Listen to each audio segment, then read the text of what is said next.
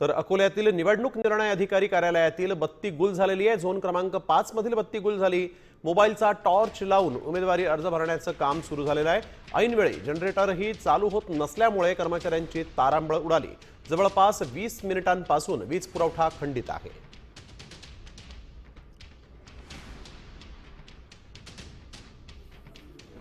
निवडणूक कार्यालयातली वीज गायब झालेली आहे। उमेदवारी अर्ज भरताना मात्र यामुळे अडचण होत आहे। अकोल्यातल्या झोन क्रमांक 5 मधील आपण बघतोय उमेदवारी अर्ज दाखल करत असताना टॉर्च लावून इथं उमेदवारी अर्ज दाखल करण्याची वेळ निवडणूक अधिकाऱ्यांवर आलेली आहे। निवडणूक निर्णय अधिकारी कार्यालयामध्ये बत्ती गुल झालेला आहे। एकीकडे निवडणूक अर्ज जो आहे तो भरण्याचे काही दिवस उरलेले असताना अशा पद्धतीने इथं वीज पुरवठा खंडित झाला।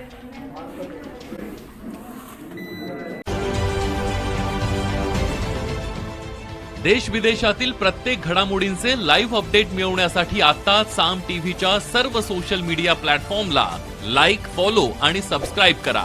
तसंच सर्व नोटिफिकेशनसाठी बेल आयकॉन प्रेस करायला विसरू नका।